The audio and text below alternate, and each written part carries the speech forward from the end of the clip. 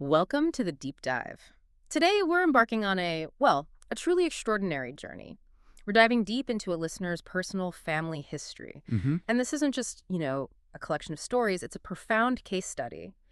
It's rich with surprising twists, ancient spiritual wisdom, and some really powerful lessons about karma. Absolutely. Our mission here is to extract the most impactful insights from this very detailed account. We want to show how actions from the past, even seemingly small ones, can ripple through generations and, shape destinies. In this narrative, it really gives us a remarkable look at that intricate tapestry of cause and effect in action. Right. We'll explore a story spanning decades, touching on everything from traditional charm spells and desperate escapes, all the way to deep spiritual devotion. Wow. And the unexpected ways lives intertwine, sometimes across, what seem like many lifetimes. It's a really rich source of understanding if you're curious about how these profound principles actually manifest in real human lives. Okay, so let's unpack this incredible story. We start in Samut Songkhram, Thailand, a family of coconut farmers, and their lives took a dramatic, completely unforeseen turn back in 1938. So our listener's father, described as quiet, rather shy, an employee at a rice mill. He has this incredibly vivid dream. Okay. In the dream, an old man he'd never seen before gives him a powerful 5-part Mahasana. That's a traditional Thai charm spell, right? Often for love or influence. That's the kind. But here's the thing. When he woke up, he could only remember 4 of the 5 parts. And what's truly fascinating here is the almost, you could say, fated encounter that happened next. Okay. The father actually met the old man from his dream in real life. I'm away. Yes. And he turned out to be a respected sorcerer doctor. So after hearing about the dream, this old man confirms it, says yes, it's authentic, and then crucially reveals the missing 5th part of the spell. Wow. But he gave a very clear, very profound warning. He said, anything with great benefits also has great drawbacks. Oof, that sounds ominous. It speaks to the immense spiritual weight and the potential repercussions of using such powerful practices. That's a dramatic development. And despite being shy, the father, now with the full charm, decides he's going to test it. He does. He enchants some water, has the rice mill owner's daughter drink it, and the result, she becomes pregnant. Now, given that warning from the sorcerer, what does this tell us about using these tools, maybe without fully grasping the implications? Well, it's a powerful lesson right from the start, isn't it? Yeah. This act, born from, like you said, a curiosity to test the spell, it triggered an immediate and severe karmic reaction. How so? The mill owner, filled with both, affection for his daughter, but also absolute rage at the situation, he threatened to kill the entire family. The whole family? The whole family. This forced the father, the mother, and their 4 existing children, 4 boys and 1 girl, to literally flee for their lives. Just like that. It's like that. What's remarkable is how one impulsive act, seemingly personal, immediately set off this karmic chain reaction. It forced an entire family into desperate flight. Oh. It really underscores that actions with spiritual power, even if they seem minor, can have these profound multi-generational consequences. It shifts entire destinies and reveals the deep responsibility tied to even positive spiritual powers. So their lives are on the line. They embark on this desperate escape. And a friendly abbot from a nearby temple in Samut Songkhram helps them. Yes, he gave them a letter of introduction to a monastic friend of his, but way over in Kanchanaburi. Okay. And the journey itself was just epic.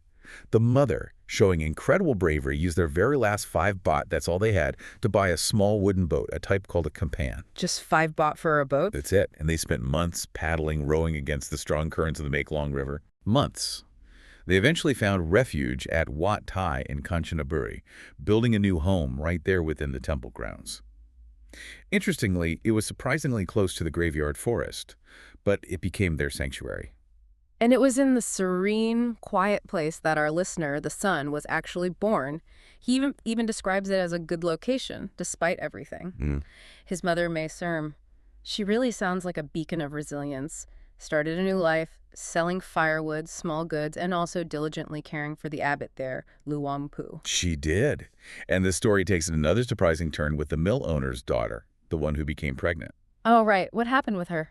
Well, after giving birth to a girl, she initially showed no interest in the child.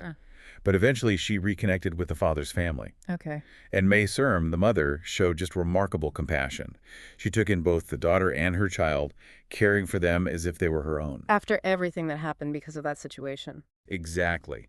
That level of selfless compassion, especially given the initial turmoil, it truly speaks volumes about her character, her profound capacity for forgiveness and love.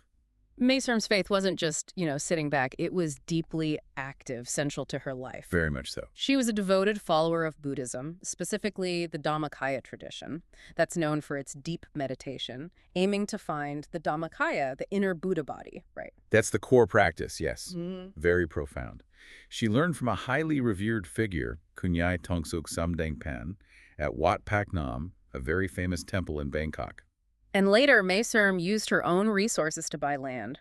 12 ray, that sounds like a lot. It is roughly 4.7 acres. Hmm? She established a meditation center, dedicating it as an offering to the Buddha, providing a quiet place for monks and practitioners. And it became known as Rai Sermsuk, or Sermsuk's Land of Happiness. That's right, a place of peace she created. This meditation center, it sounds like it became a really significant place, and you, yourself, spent time there during your younger monastic days. I did, yes. Undertaking a special Dhutanga practice, that's the ascetic one, traveling on foot. That's the one. Often through nature, to deepen meditation detachment. It was during the hot season, April. And I recall May Serm and her family's incredible hospitality. They made sure the monks were comfortable, fully supported during that challenging period. Their dedication was truly remarkable. Wow. And during that time, there was also an elder monk there, Luan Tia, very kind. He would generously distribute traditional medicine to anyone who needed it. Okay. And then there were the children at the center. What was truly fascinating was seeing how quickly these kids, some as young as 10, 12 years old, would attain deep meditative states. Really? That young? Oh, yes. When taught meditation, they could effortlessly see bright orbs of light, even clear images of the Buddha within themselves. It wasn't just imagination. It really highlighted the purity, the openness, the inherent potential of their young minds. And here's where it gets even more surprising. One of these children actually displayed the ability to read minds. Now, how do abilities like that typically show up in spiritual practice? And what was your role, guiding a young mind with that kind of power? Well, it's not uncommon for certain abilities, siddhis they're sometimes called, to emerge with deep meditative practice, though they're often seen as side effects, not the ultimate goal. Right, a distraction maybe? Exactly. With this particular child, I did gently guide him to focus intensely on his own inner practice, rather than getting caught up in other people's thoughts. It could definitely become a distraction from the path to true wisdom. Makes sense. Oh, and a memorable, almost funny detail from that time. Yeah. The children, bless them with their innocent helpfulness, they brought me this type of herbal water one day. Unbeknownst to me, it acted as a really powerful laxative. Oh, no. Oh, yes. It led to quite an amusing scramble for Luang Tia's remedies, let me tell you. Huh?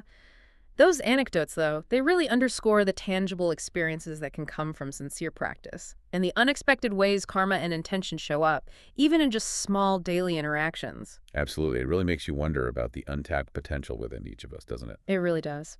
So moving on in the family's journey, this deep dive reveals some profound lessons about life, death, how paths unfold.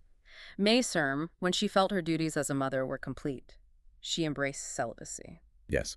She took on the 8 precepts.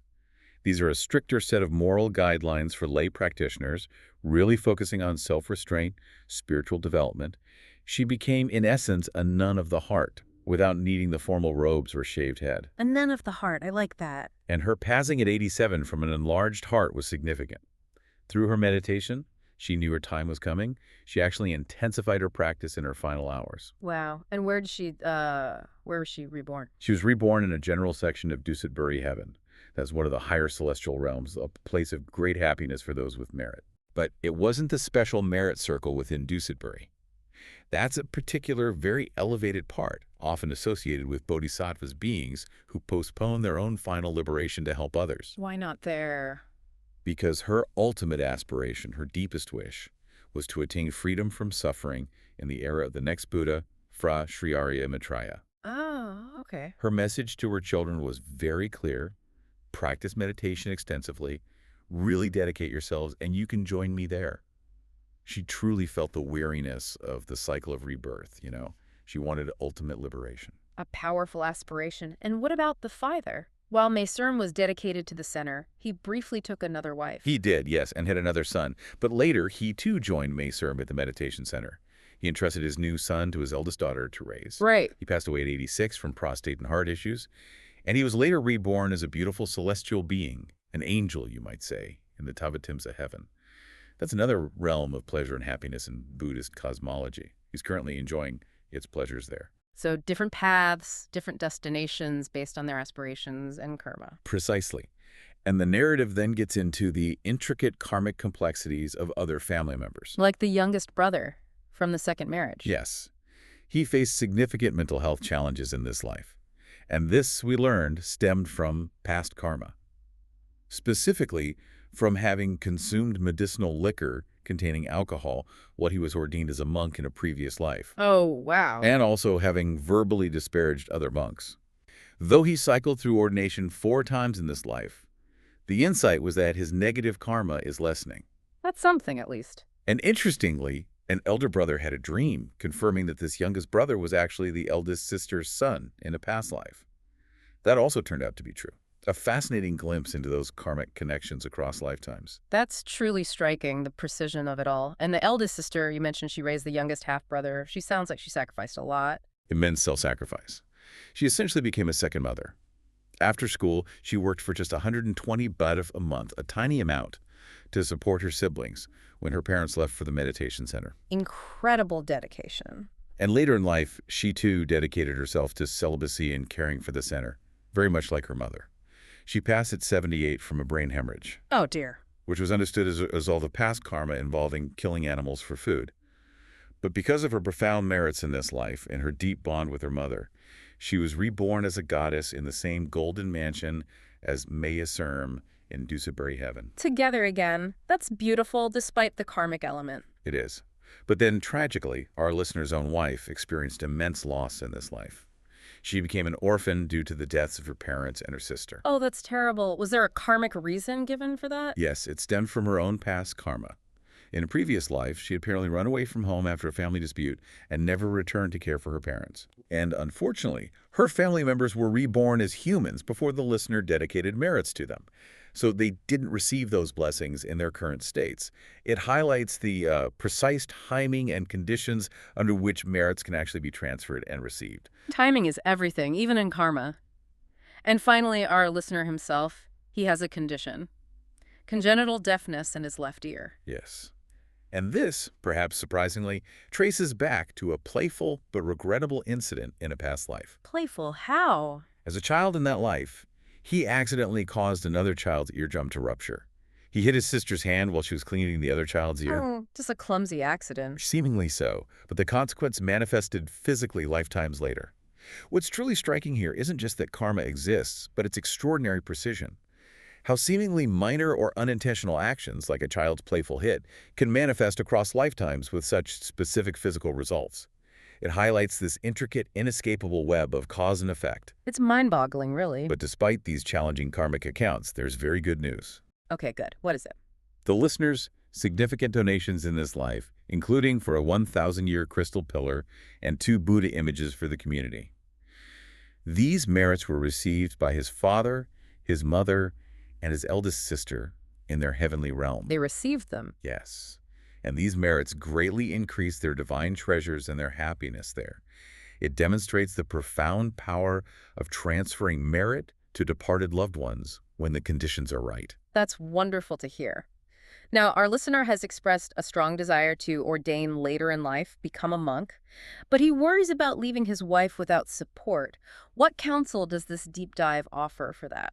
Well, the counsel that came through is beautifully simple, yet quite profound for their shared future. Okay. It suggested that they should both go to the temple together. Ah. He can ordain, follow his spiritual calling, Okay. and she can support the temple as a dedicated lay devotee. Mm. This way, they can continue to build merits together, side by side, without being a burden to each other. It strengthens their spiritual connection. That makes a lot of sense. And she is also strongly encouraged to meditate, to connect with her own inner Buddha, her inner knowing. That will serve as her constant guide and advisor, ensuring her own spiritual well-being too. That's lovely advice. And this deep dive actually reveals that both the listener and his wife have these strong karmic connections to spiritual cultivation already, stretching back lives. Yes, very strong connections. They've been part of what are called provision teams for the spiritual community in previous existences, Oh, supporting the monks, supporting the practice. wow. And he himself is even ordained for various lengths of time in past lives. So this desire isn't coming out of nowhere. It's part of their path. Exactly. Mhm. So the ultimate advice, then, is for them both to wholeheartedly accumulate all types of merit in this life, generosity, morality, meditation, and to make a powerful, unified aspiration, a strong wish together, To go where? to be reunited in that special merit circle of Dusaburi, that higher, more advanced realm of the bodhisattvas we mentioned. Mm. Making that aspiration ensures they're never separated from their shared spiritual path or from each other again. They can continue their journey toward ultimate liberation together. What a journey through one family's karmic saga. I mean, from a simple charm spell setting off generations of consequences to profound spiritual awakening and these incredibly precise karmic accounts. Hmm. This deep dive really reminds us of the incredible interconnectedness of everything, all actions, big and small, across lifetimes. Indeed. It vividly shows how the past shapes the present and how our present choices can profoundly influence future destinies.